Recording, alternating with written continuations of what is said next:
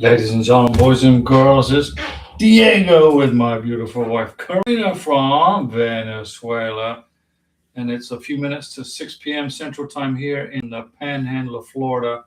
And it's time for a live stream giving you free information on how to process 2-year green cards, 10-year green cards, renewing your 10-year green card, how to process a spousal visa, how to process a K1 visa, K2 visa, you name it, I do it. I've done it. I've been there. I've been doing this for 13 years, but I'm not an immigration attorney and I don't give you legal advice and I do not work for USCIS. But maybe I should get a job with USCIS. I mean, I could write the book on how to process a K1 visa. You don't need an immigration attorney to process a K1 visa or to lift the conditions off a 2-year green card or process a 2-year green card. You can do it by yourself. I don't know why people spend all that money on immigration attorneys. The only time you need an immigration attorney is if you have like a criminal record. If you're a criminal record, Mr. American Citizen Sponsor, then you may want to get your criminal record checked out to see if you qualify for the visa before you even go to all the paperwork and the legwork and the hassle of putting the application together. Once you figured out you're qualified for the benefit, then go ahead and do it yourself. Or if you want to, you can hang out on this live stream with Karina and I, and we will help you through it step by step, absolutely free. If you are a member of this channel, if you want to join as a member, you can do that. And then you get my phone number and email address, and you can call me, text me, and email me anytime you want. If you have an immigration emergency, you need immediate attention. If you are a member of this channel, you will get my immediate attention. Unless, of course, I'm in the shower or I'm out in the yard. If I'm out in the yard working and I don't hear the freaking phone or the text go up, ding, but I check the emails. Priyanka, hey, Diego and Karina, what's going on, Priyanka? How are you doing? How's everything in Michigan? How's the weather in Michigan? Hopefully it's nice and warm up there and getting ready for the summer, getting ready for, it's springtime, right? Hopefully you're not getting any snow. That would really be horrible if you were getting snow. We don't get snow here. We got snow here in Florida in the Panhandle for the first time, I think, in 100 years. And it was last year. And Karina's like, it's snowing. It's not supposed to snow here. I said, hey, I don't know. I moved to Florida because I don't want to be in snow. But here it is snowing. So she made snow angels in the backyard, but we haven't seen any more snow since. And let's keep it that way. We are here to help you get through the K1 visa, the green card, 10-year, 2-year green card process, stress-free. If you have any questions on how to process paperwork, what the time frame is, what's the processing times, how do I do this, how do I do that? That's why we're here. I've been doing this live stream. I don't know. We started doing the live streams in Bogota, Colombia. Now, Karina's from Venezuela, but she moved to Colombia from Venezuela in 2018. And then she met me in 2021, and we dated each other for 3 years. I brought her to the United States on a K1 visa. She got her 2-year green card. And then next month, we're going to file for her 10-year green card. We could file for her 10-year green card right now, but we're going on vacation next month. We're going to make some really good videos for you guys from out west, the Western United States. But if we file for the 10-year green card now, knowing our luck, we'll be getting hit with a biometrics appointment right while we're on vacation. So we're just going to wait until the beginning of May, then file for the 10-year green card. But we did send off our taxes today. We mailed off our tax return to pay our taxes. We did that today. Obviously, you're going to file as a couple. You're going to file a joint tax return. Las Barreras. Hi, Diego and Karina. I have a question for I-751. Okay. Do we have to put the name of the children even if they didn't apply, nor are they in the country? No, you don't, because the only time you're going to include the children on the 751 is if they are applying with you at the same time and they are within, they got their green cards the same time your wife got her green card or husband. So to answer the question on Las Barreras, do we have to put the names of the children on the 751 if they are not in the country and they're not applying for a green card? You just leave it blank or put NA. I would just put NA. Whatever you don't need to use on any immigration form, if it's not applicable, you put NA. If the children are not in the United States, if they're not applying for a green card, it's not applicable. So you're going to put NA in every single blank spot that asks about children. You're welcome. Okay, thank you. You're welcome. Not a problem. That's why we're here. I've been doing this for a long time, guys. I could probably get a job with USCIS. But no, I'm retired. Karina's the worker bee. And my job is running a YouTube channel for you guys so you get all this information for free. Think how much that would have cost you if you had called an immigration attorney, Las Barreras, and said, hey, and you had a question on the 751, your immigration attorney would have charged you $300 or $400. I gave you the answer for free. Why did I give the answers for free? Because I want you to concentrate on saving money for your family, not for immigration attorneys. There you go. Any more questions about the 751? If you have any more, remember the I-751. In fact, I have it right here. This is a blank I-751. And it's the current edition, 3/11/2027. It expires on 3/11/2020. This is it right here. It's only 13 pages, right? It's easy to fill out. And here's a question about children. It goes right here, starts right here. On page 3, okay? On page 3, part 5, it says, information about your children. This is where it starts, right here. So what are you going to put in here? NA. Not applicable. All right, you got it? Pretty good, right? There you go. You're welcome. So this is the current edition expires on 4/1/2024, and this form expires top right-hand corner 3/21/2027. Now, when we file this paperwork with immigration next month for Karina's 10-year green card, I'm going to double check to make sure that it is not expired. I'm going to double check they haven't updated the form. You don't want to send we're going to get Karina in focus here. How's that? When I got the microphone over here, Karina's out of focus. When I got the microphone over here, I'm out of focus. Now it's 1, 2, 3. We're all good. You don't want to file expired forms with immigration. If you do, now, especially on the 484, on the affidavit of support, if you file expired forms on the 484, your green card will be denied. The immigration's not messing around. They'll just deny your freaking green card. Then you're going to have to be jumping through hoops to try to fix it. You're going to be paying more money. You're going to be begging for mercy because of your non-diligence in processing paperwork. Remember, immigration want to see a perfect application. If you don't file a perfect application, they're going to look and they're going to find a way to send it back to you. Or they're going to look for a way, if it's for the 2-year green card, to deny your green card. That's the way they roll. That's the way they rumble. There was a young lady who came to the United States when she was 2 years old. She was 2 years old. She had no clue. She knows nothing else other than being in America because her parents, who were illegal immigrants, brought her to the United States illegally when she was 2 years old. She grew up in America. She went to middle school, high school, kindergarten, graduated high school, and then she met this American who's in the military. They fell in love and they got married, and then he filed the paperwork, the I-130 for her green card, and then it pops up that she is in the country illegally since she was 2 years old. So they arrested her, put her in detention, and said, you're being deported because you are an illegal immigrant.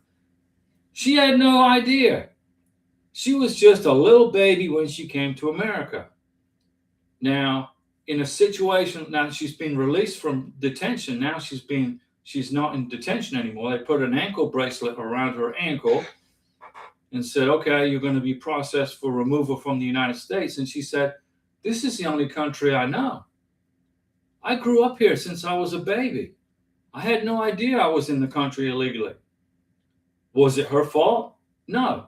Whose fault is it that she was in the country illegally? Number one, it was the federal government's fault for not having a secure border.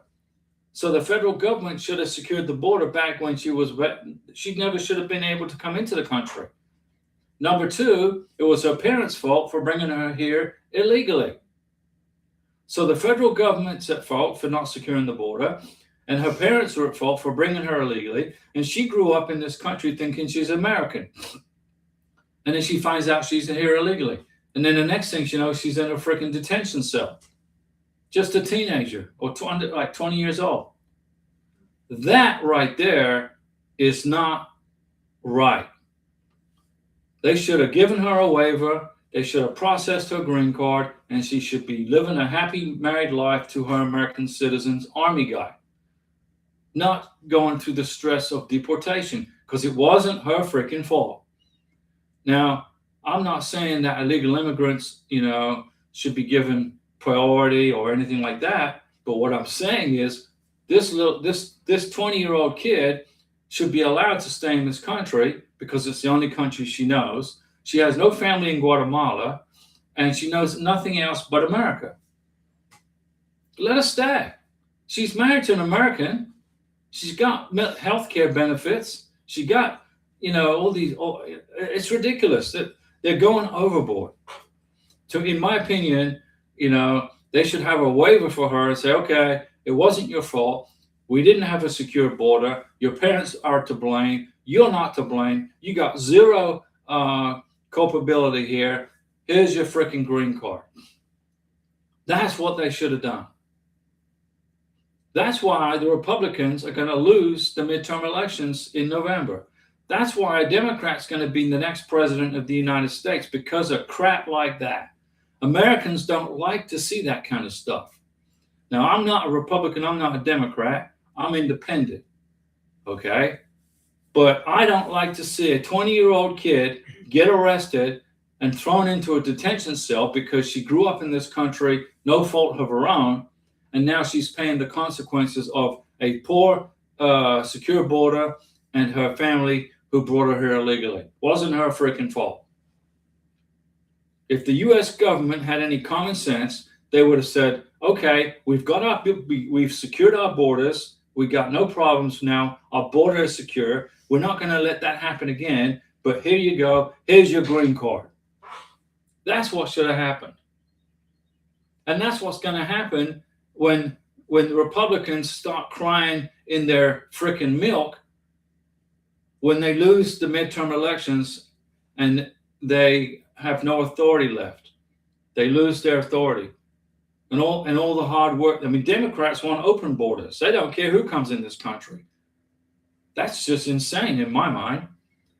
But the Republicans are not being, how do you say? They're not giving people sorry or mulligans in the golf world. I guess they call it a mulligan. Okay, you screwed up the shot. We're going to give you a mulligan. You can take it again.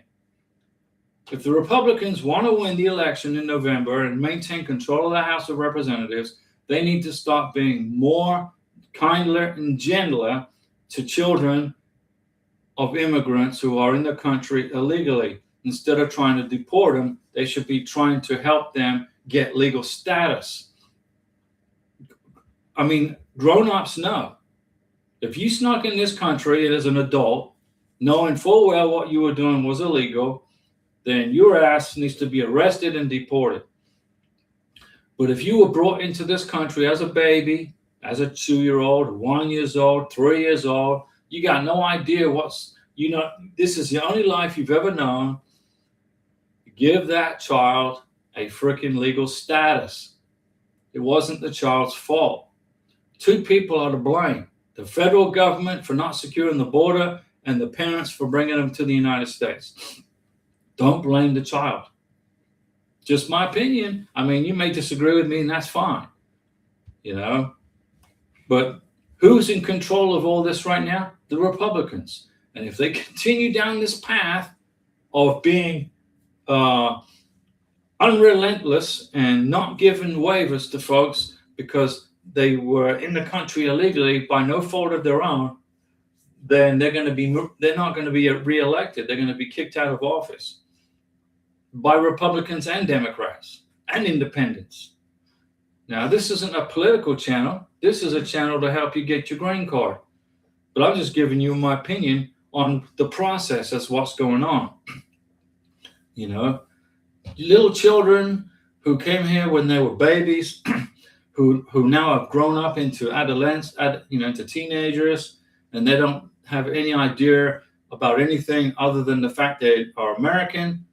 Give them a freaking green card and have the parents pay a fine and, give them status as long as they're not criminals.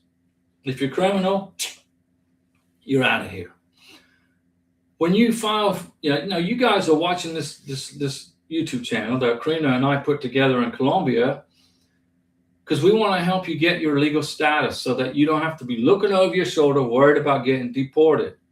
If you watch these videos that I've made, if you follow my advice, okay, other than the fact that I got allergies from all this pollen, if you follow my advice on the channel, you're going to get your green card, you're going to get your K-1 visas approved as long as you qualify. All you got to do is qualify for the benefit, okay? Now, there was a gentleman. Now this is important. Let's suppose you met somebody from the Philippines. You're an American citizen, and you've been chatting online for 6 months or 8 months, and you want to go to the Philippines to see this beautiful young lady that you've been chatting to for 6-8 months. When you get to Philippine immigration, when you land at the airport in Manila, have a big smile on your face and be very nice to immigration. If, as an American, you're having a bad day, you're tired from the traveling, from flying, you've been on 3 airplanes in 30 hours of traveling and you're tired, don't be angry and grumpy, and don't take it out on the immigration officer at the airport in the Philippines, because that immigration officer will ban you from the country. If you enter the Philippines with a bad attitude, if you enter the Philippines angry, and you start giving the immigration officer a hard time, that immigration officer can ban you from ever coming back and from coming into the country. They'll put you in a holding cell until you buy your plane ticket back to the United States, just because you had a bad day, just because you were being rude. Okay, if you're rude, this is what happened to an American military guy who went to the Philippines to see his prometida. He got off the plane in the Philippines, tired and grumpy, and he was rude to the immigration officer, and she blocked him from entering the country. He didn't even get a chance to meet this lady he'd been talking to for 8 months. Couldn't even get to see her.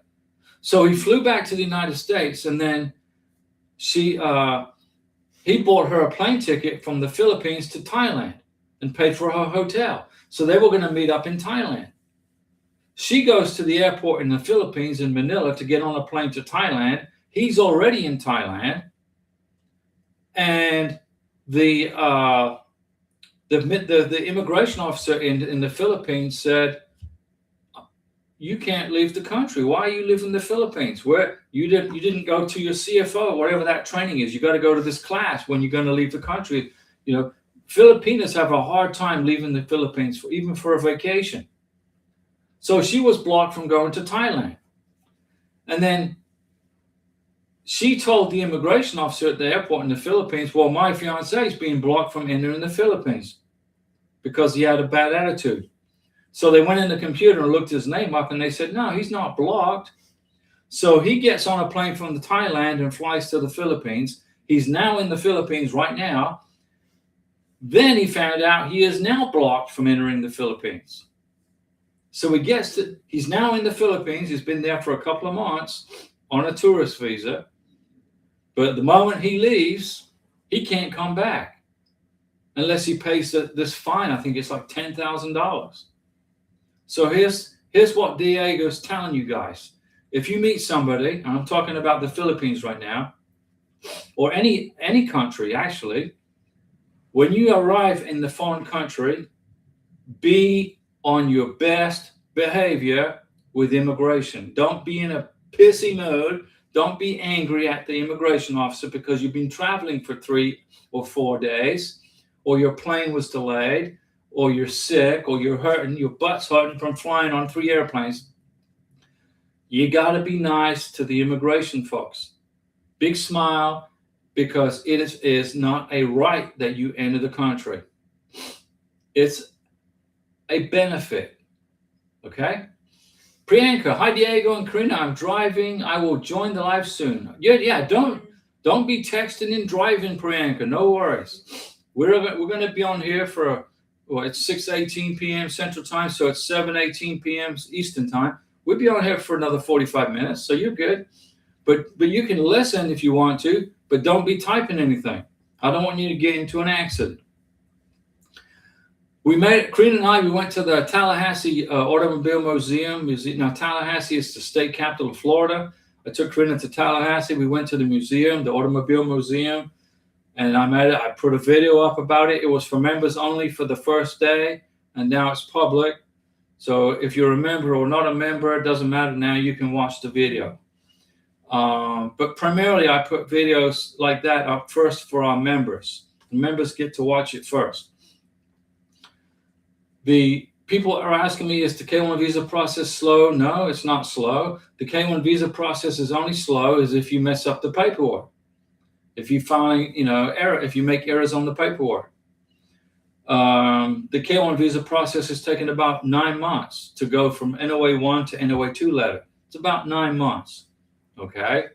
So if you're waiting for a notice of action letter 2 from immigration approving your K-1 visa, if you're at the 6-month mark, in about 3 more months, you're going to hear from immigration. Okay? Be patient.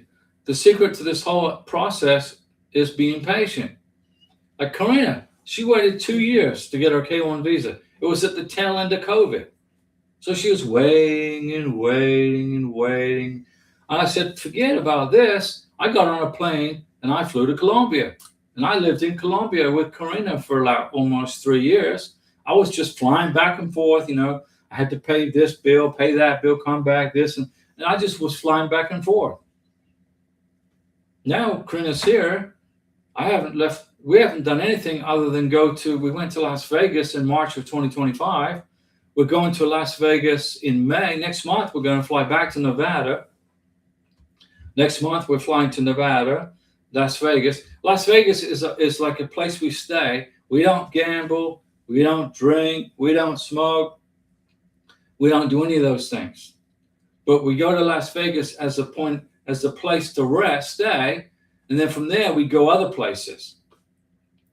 So we're going to go other places from Las Vegas. And I'm going to take Karina. One of those places we're going to go to is Area 51. Now, if you don't know what Area 51 is, just Google it, and you can figure out what Area 51 is. But I want to take Karina to the most secretive military base in the world. Well, it used to be a secret.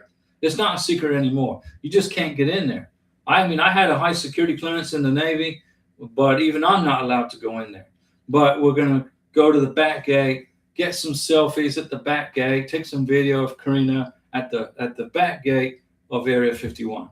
And then we're going to go eat hamburgers at the Little Alien in Rachel, Nevada. It's like the closest town to Area 51. And we're going to go eat alien burgers.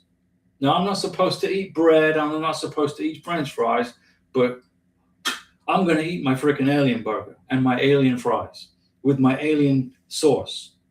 So that's what we're going to do. We're going to get souvenirs too.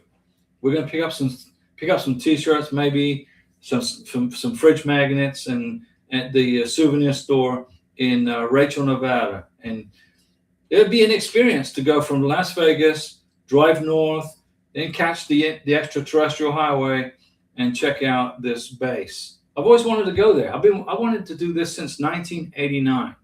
So I don't know how many years is that. It's quite a few years. I'm going to check it off my bucket list. But we're going to do other things too. Okay, we're not just going to stay in Nevada. We're going to stay at the Treasure Island Hotel, even though I don't like their freaking what do they call it? Their resort fee is ridiculous. That Las Vegas is losing tourists because of their stupid resort fees. Seriously, and the buffets. They used to have these big cheap buffets. What happened to those? But it's okay. We're not going to Vegas for Vegas. We're going to Vegas as a place to stay, and we're going to branch out and go to all these other places, and it's the closest point. Maybe we'll take another trip out to Pahrump, Nevada. Check it out. Maybe. I don't know. Maybe you want to do that? But it's possible. I'll rent an SUV and we'll go and visit. I like the Denny's over there. We ate at the Denny's in Pahrump, Nevada. It was good. We're in the middle of the Mojave Desert, in the middle of nowhere, close to the border of California, with nothing but desert, eating in a Denny's. Karina's like, wow, this is amazing. So that's what we're going to do. Anyway, if you want me to help you fill out the paperwork for your 2-year green card or your 10-year green card, if you want me to go over your K-1 visa application, I'll do all that for you. Okay? But in order to do that, you got to get my phone number and email address. And in order to get that, you got to, I think it's right there. You got to join as a member. It's $9.99. Join as a member. $9.99, boom. You can call me anytime you want. I've been doing this a long time. Okay? Immigration attorneys are expensive. Seriously. I'm like, man, people were telling me they were getting billed, $400 just for a 10-minute phone call. I'm like, well, jump on the live stream. I'll give you the answer for free. So that's what people do. Those who are interested. Now, if you don't want my help, if you don't need my help, if you got it figured out, then there's no reason to be on the live stream, right? There's no, you can maybe, you know how to do this already, because it's not difficult. It's just, you just can't make any mistakes. If you make a mistake on your paperwork, okay, immigration have lost patience with that. With the people that make mistakes, immigration has lost patience with those people, and they're just sending all your stuff back. Seriously. And you cannot pay for an immigration benefit with a check or cash anymore, or a check. You cannot write a personal check. You cannot use a cashier's check. Okay? You have to use, I recommend you use this form right here, G1650. I'll write it here, 1650. Use form G1650, and then immigration will just take the money straight out of your checking account. But you got to notify your bank what you're doing. It's a capital G, by the way. G1650. There you go. You want to be able to pay for your immigration benefit, right? When you let's take for example the form 751 right here. This right here. This is the paper. Look how much paperwork. It's nothing. It's just it's easy. It's like 13 pages. Okay? And what are you going to include with this is the form you're going to fill out to lift the conditions off your 2-year green card. You're going to include G1650. You're going to include form G1145. G1145. All right? That way you get a text message from immigration saying they received your stuff. Oh, they got it. Use FedEx, UPS, or DHL. Don't use the United States Postal Service to mail off your immigration benefit, whether it's a K-1 visa, a 2-year green card, or a 10-year green card, okay? Or you're applying for U.S. citizenship. Use DHL, UPS, or FedEx. Next month, we're going to file Karina's 10-year green card application. We're going to ship it using UPS. I'm not promoting UPS, but they're the closest store to our house. We go down here, make a left, there's UPS. We're going to ship it UPS, United Postal Service. What is it? I can't remember what UPS stands for, but I've never had a problem with them. If you need to translate documents into English, use this company right here, the Spanish group, right? This company right here is .org, I believe. If you if you use that company right, they don't pay me to say that, but the Spanish group will translate your documents for you into English in about 2 or 3 days, and it's inexpensive. And they also follow the guidelines of USCIS. So USCIS will accept a translation from that company. Plus, they provide the ATA number, which is a requirement. Okay, the ATA number is a requirement for your translation. You cannot ask grandma who speaks Spanish to translate your documents into English for you. You cannot ask your uncle or your tio or your primo to do the translation. It's got to be by an authorized company, or immigration will send all your stuff back. Okay? I mean, I'm just telling you guys, if you want to get this K-1 visa process running smoothly, listen to what I'm telling you. Pay attention. Listen to what I'm telling you. Because even though I'm not an immigration attorney, I have the knowledge of those folks. The only difference between me and an immigration attorney is that they went to law school and passed the bar exam. I went to the school of hard knocks in this K-1 visa process. I've processed K-1 visas, spousal visas, 2-year green cards, and I've helped people process 10-year green cards and renew their green cards with a form. I've done everything there is to be done. But I'm not an immigration attorney. I don't give you legal advice, but I can tell you how to do this. And if you listen to me, you're going to get approved, just as long as you qualify for the benefit. Some people, they come on the channel for a little while and they hang out and then they go their own way, but they don't listen to what I tell them. I'll give them advice. I give them advice on how to do this, and then they go down their own little freaking path, and then they end up getting in trouble with immigration. And it costs them money and time. Okay? If you hang out with Diego and Karina, and if you ask me questions, like the gentleman asked on the I-751, I'll give you the answer right away. Okay? And you want to try not to tie up the lines at immigration, at USCIS, calling them and calling them and calling them. All it does is slow down the process for other people. You want those folks at USCIS processing K-1 visas, not taking phone calls. That's why it's impossible to call the National Visa Center. So what's the process of the K-1 visa? You understand it's Form I-129F. You submit the paperwork, right? All the supporting documents. They get it in about 6 to 9 months. They approve it if you qualify. Then they send it to the National Visa Center in New Hampshire. They get it. They do a background check on your American citizen sponsor. They do an FBI check on him or her. Once the embassy in whatever country it is your beneficiary lives in gets freed up, the National Visa Center, after they've reviewed the K-1 visa application, they will mail it using a diplomatic pouch to that embassy, whether it's the Manila, Philippines, or Pakistan, or the UAE, or Colombia, Bogota. The NVC will send it, and then the embassy will get it, and then they will send you an email, packet 3, packet 4 email, say, okay, we got your K-1 visa here. Start getting ready to pay the consulate fee. Here's an email on how to do that. That's the process. The K-1 visa is easy. Now, remember this, if you are engaged to a Filipina, you want to marry somebody from the Philippines, and your income isn't quite there, you cannot use a joint sponsor in the Philippines. The U.S. Embassy in the Philippines won't accept joint sponsors. So if you're engaged to a Filipina and you want to get married, and your income isn't quite there, what I recommend you do is you go to the Philippines and get married to her in the Philippines and file a spousal visa. Just it's good advice right there, because you're not going to qualify otherwise. If your income isn't sufficient, you're not going to qualify for the K-1. I'm talking about the Philippines, Manila. It's the U.S. Embassy in Manila that make that decision. Okay? Each embassy has it. Each U.S. embassy and consulate has their own ambassador, has their own boss, I guess. And each embassy works for Marco Rubio, the Secretary of State.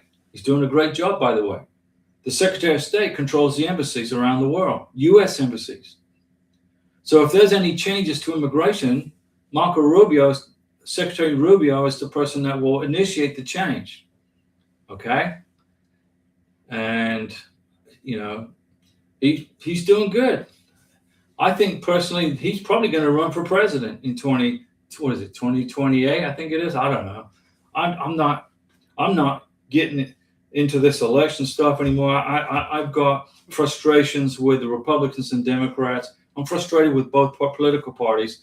So basically, for me, all I do is concentrate on helping Karina get her 10-year green card and helping you guys get your green cards and K-1 visas approved.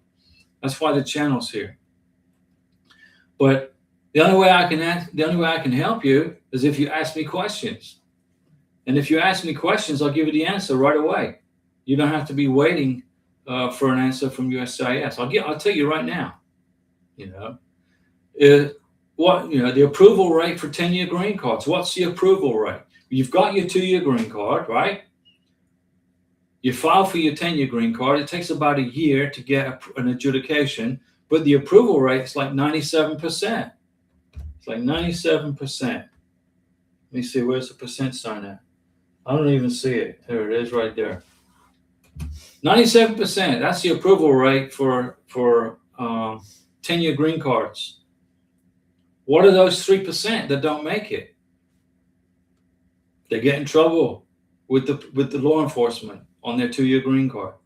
They get copious amounts of speeding tickets. They get a DUI. Because remember, when you file for the 10-year green card, you also have to repeat the biometrics. Okay?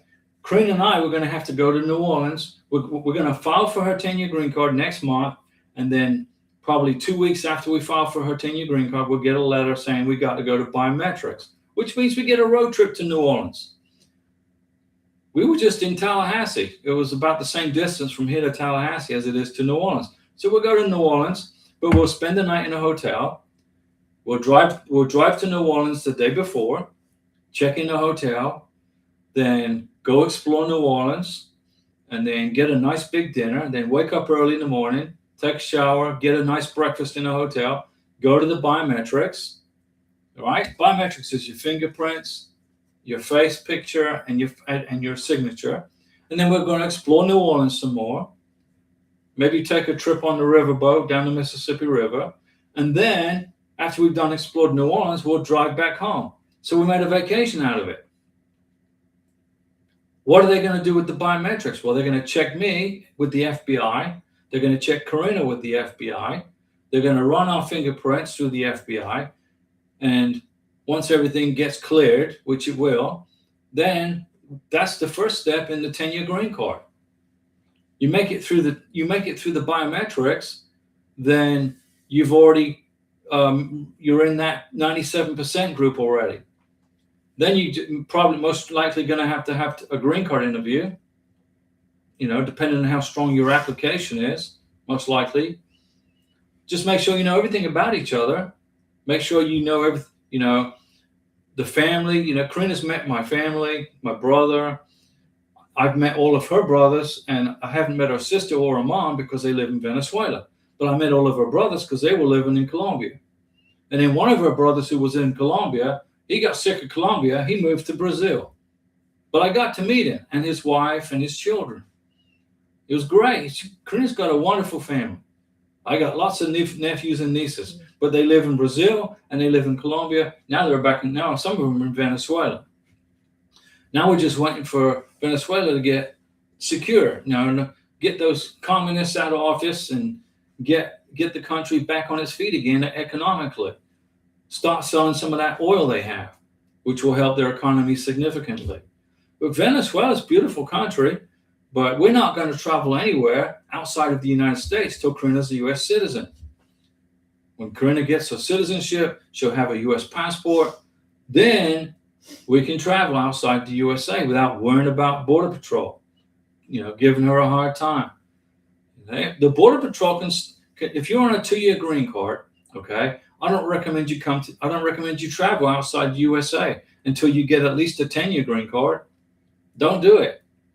The Border Patrol, they can block you from coming back in the country if they have a bad day, they're having a bad hair day. I mean, they can give you a hard time. So I don't recommend traveling on a 2-year green card. Come to America, focus on becoming an American, get your 10-year green card, get your U.S. citizenship, get a U.S. passport, and when you become a U.S. citizen, change your status with the Social Security Administration from permanent resident to U.S. citizen. Make sure you do that. That's very important that you do that. And then you're done with immigration. No more paperwork.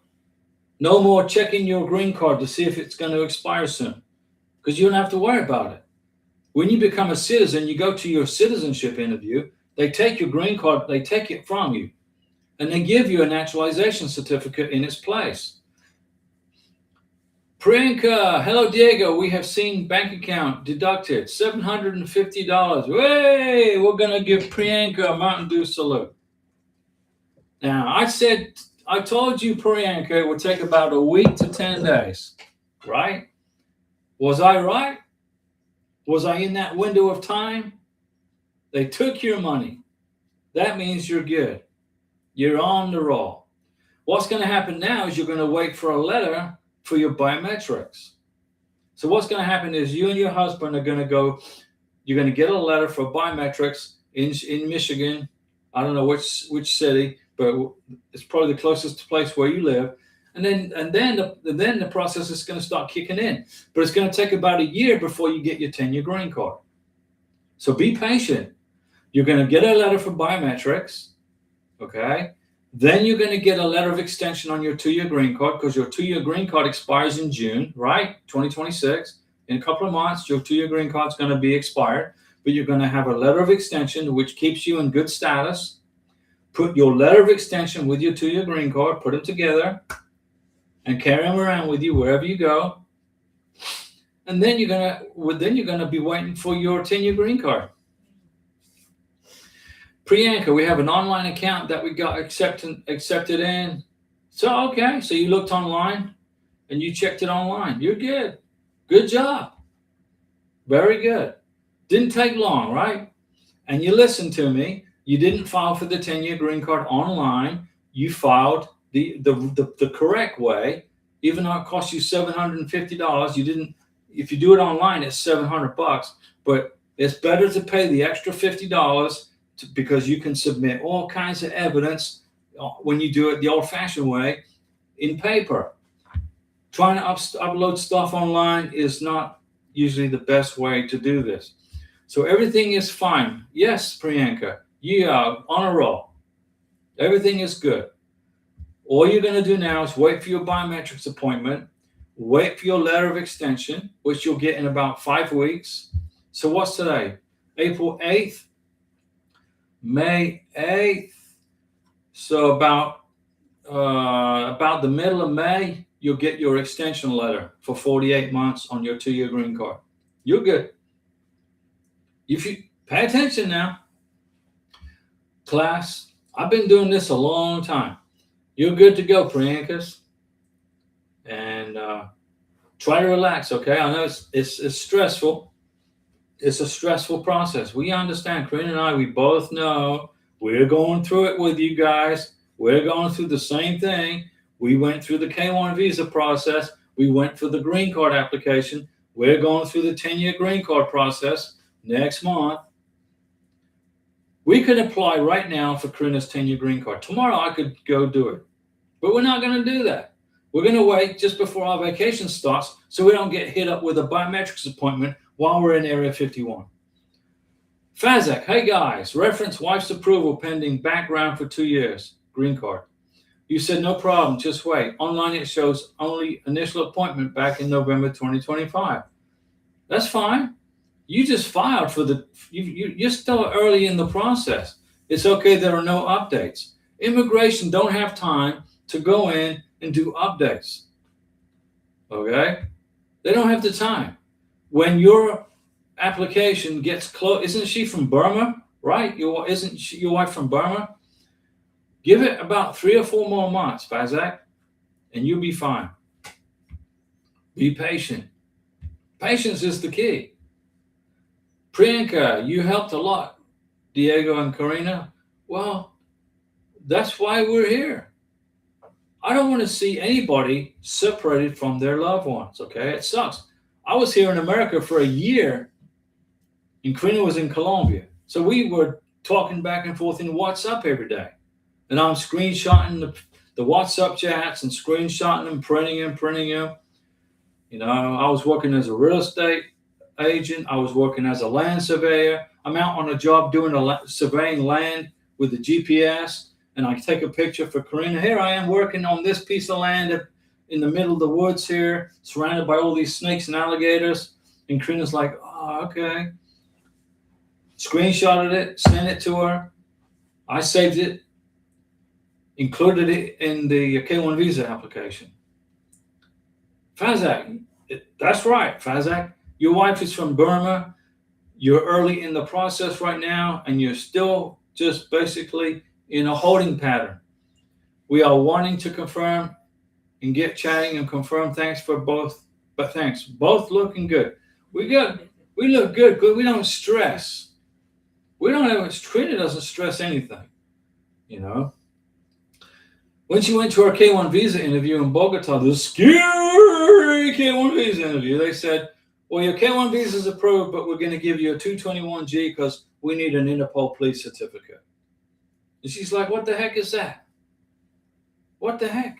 I didn't even know what that was. There's no, on the embassy, there's nothing. I've been doing the green cards and K1 visas for a long, back then it was what, 10 years I've been doing this, 9 years. I never heard of such a thing. But immigration, the consular officer said, oh yeah, you're from Venezuela. We need an Interpol police certificate. I'm like, serious. So I was in Bogota at the time. Karina came back to the apartment. I was sick as a dog with the flu and altitude sickness. She said, I got approved, but I got 2 pieces of paper. One is approved and one is for Interpol. And I said, well, let's get it taken care of. She said, I already did. Karina left the embassy in Bogota, went straight to Interpol and said, hey, I need a freaking Interpol police certificate. Come on, chop, chop, let's get it done. Because the immigration officer at the embassy in Bogota told her it could take 3 months, maybe 4 months. My visa for Colombia was expiring in 2 months. I had 2 months left, I think, 8 weeks left on my tourist visa. So I would have been either in Colombia illegally, which I'm not going to do, obviously. That meant I would have had to come back to the United States and then fly back to Colombia and get a new freaking visa put in my passport. So Karina was at the Interpol police station 3 or 4 times over the next month. And she got her Interpol police certificate in 4 weeks. Was it 4 semanas? In 4 weeks, she got it. And I'm getting down to the wire on my tourist visa. As soon as she got her Interpol police certificate clearance check and a letter from the president of Colombia confirming her good character because she's Venezuelan living in Colombia, then we went to El Dorado International Airport and we bought the one-way plane tickets from Bogota to Miami. It was freaking expensive too, because instead of leaving in November, we couldn't leave till January. So I took my Colombian visa, I took it to the max. I was close. The lady, when she checked me at immigration in Bogota, she's looking at my visa saying, hey, you're pretty dang close to expiring. You're good. It's a good thing you're leaving. I said, well, heck yeah. I'm glad to be leaving. I've been here 3 freaking years. I want to go home. And Karina's smiling because she's got her K1 visa and her passport. And then the check-in girl, we're checking the airport, the check-in girl was like, what is this? It's a visa. What kind of visa is this? We get this person with no freaking clue about K1 visas. We're trying to get on the plane and they're giving her a hard time over this visa. So she had to go get her boss, who then looked at Karina's passport. They said, yeah, this is a K1 visa. She can leave the country with this. I'm serious. It's never easy. And this was 2:00 in the morning. And then we went to buy the plane tickets for her from Bogota to Miami. We went to El Dorado we had to go face to face. I gave her my credit card and she said, one way only? We said, yeah, one way only. She said, well, Karina can't fly one way to the United States. She's Venezuelan. But she's got a visa. But just issue the freaking tickets. And then we will handle it at the immigration checkpoint when we get on the plane.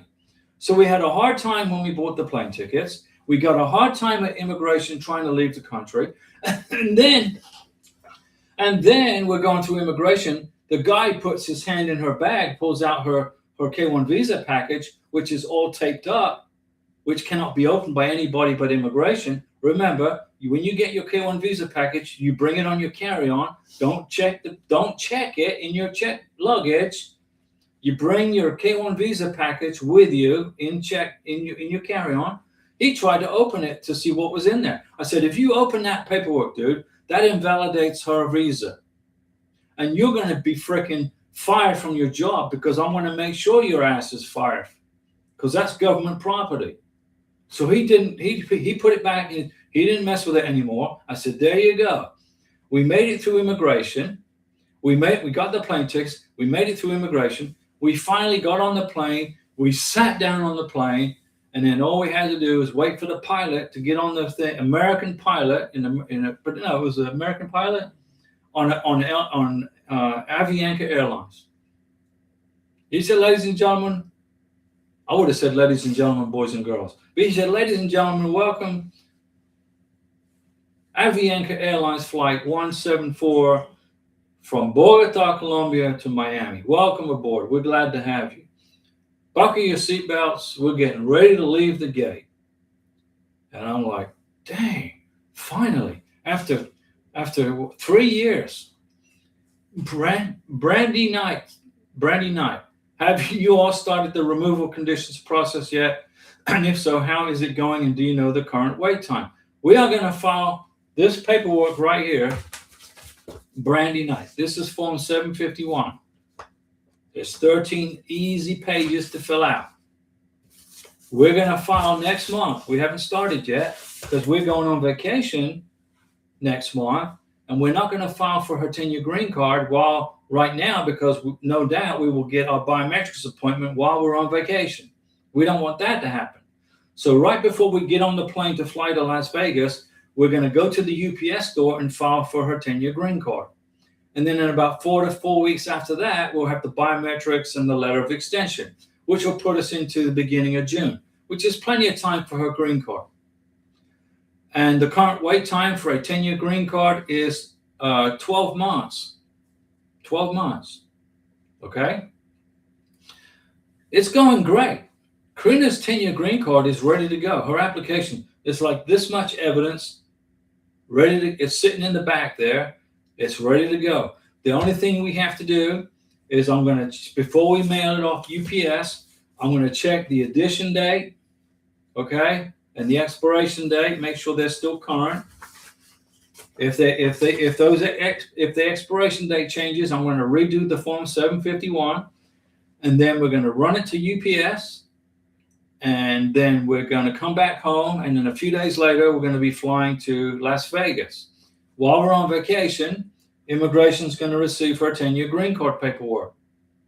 They will then send me a text message and say, we got it. They will then subtract the $750 from our checking account. And then about 2 weeks later, we'll go to biometrics. Brandy Knight, is it true if you file too early, it will be rejected? Here's what happens. If you file for the 10-year green card too early, in other words, not in the 90-day window of time before it expires, if you file too early, your entire package will be sent back to you with all these immigration stamps all over it saying you screwed up, you filed too early. If you file too late, you're going to receive a letter of deportation in front of an immigration judge. If you file early, if you file it before the 90-day window commences, you're going to get it sent back to you, and you're going to have to redo everything. If you file too late, if you file past the 90 days, after the green card's expired, you're going to be deported. That's it. So what's the secret to a successful 10-year green card besides staying out of trouble with the sheriff and filing an excellent package with no mistakes in it? File within the 90-day window of time before your green card expires. So Karina's 2-year green card expires June 26th, 2026. She was authorized to file for her 10-year green card on March 27th. So now it's not, right now it's April 8th. So so we could have filed 2 weeks ago. Let me see, at least a week and a half ago. But we're going to wait until next month. So now you know the reason why. As long as you file within the 90 days before it expires, you're good to go. The last day before it expires or the first day when you're eligible, that's when you can qualify. But you don't want to file too early. If you do, it's just going to be sent back to you with old nasty stamps all over it. Don't do that. And if you file too late, after the green card's expired, then you're up the creek without a paddle. You may as well just start packing your stuff and get ready to go home. So, yeah, it's going to be rejected if you file too early. That's correct, Brandy. You are right on the money. You know this, right? Okay, how long have I been talking? I've been talking for an hour almost. Do you have any more questions for me? If you have questions, this is the chance right now. Just ask me the question and I'll give you the answer. All right? If you don't have any more questions, if you today's what, Wednesday? Today's Wednesday.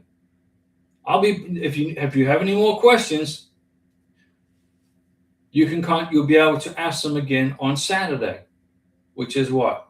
3 days from now. I'm not going to be doing another live stream till Saturday. But if you are a member of this channel, you can call me and text me anytime you want because you have my phone number, or email me.